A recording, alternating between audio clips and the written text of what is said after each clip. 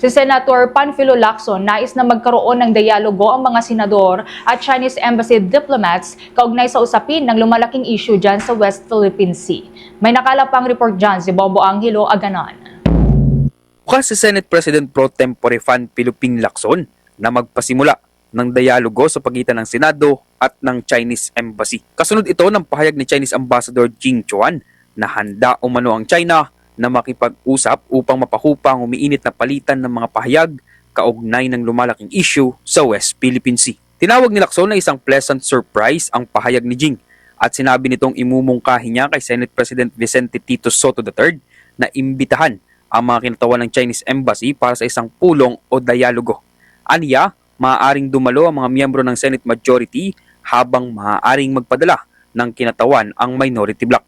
Dagdag pa ng senador, maaaring ganapin ang pagpupulong sa Senado, sa Embahada o sa isang neutral na lugar upang magkaroon ng maayos at profesional na talakayan lalo pat may umiiral na diplomatikong ugnayan ang Pilipinas at China. Sinabi rin ni Lacson na makabubuting lumahok sa dialogo sina Senator Francis Kiko Pangilinan at Risa Hontiveros. Gayon din si Senate Foreign Relations Committee Chairman Erwin Tulfo. Si Pangilinan ang may akda ng resolusyong inaprubahan ng Senado na kumukundi na sa mga naging pahayag ng Chinese Embassy laban sa ilang opisyal ng Pilipinas na iginiit ang karapatan ng bansa sa West Philippine Sea. Samantala, matatandaan na una nang sinabi nila Senator J.V. Ejercito at Raffy Tulfo na mas makabubuti kung papalitan na lang si Jing bilang ambassador ng China dito sa Pilipinas sapagkat hindi naman ito nagagawa ang kaniyang tungkulin.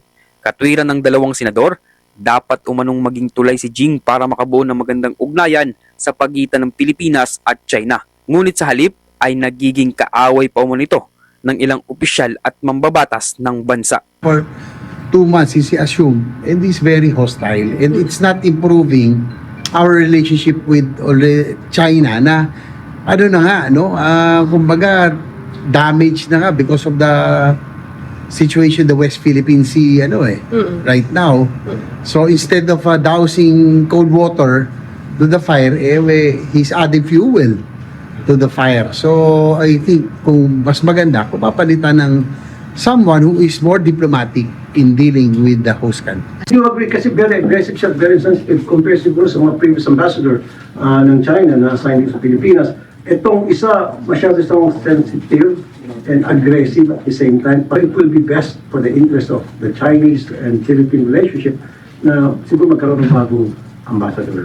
Sa kabila nito, sinabi ni Ambassador Jing na isinusulong umano ng panig ng China ang dialogo at paghahanap ng paraan upang maayos na mapangasiwaan ang mga hindi pagkakaunawaan. Para naman kay Lacson, maaaring may hindi pagkakasundo ang dalawang bansa sa usapin ng teritoryo, ngunit maaari pa ring magkasundo kung paano ito haharapin sa pamamagitan ng mahinahon at diplomatikong pag-uusap.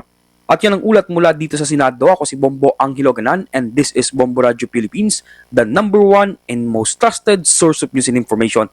Basta Radio, Bombo! For the most trusted source of news and information, visit our website at www.bomboradio.com. Follow us on Bombo Radio mobile app, Facebook, YouTube, TikTok, and X, formerly Twitter.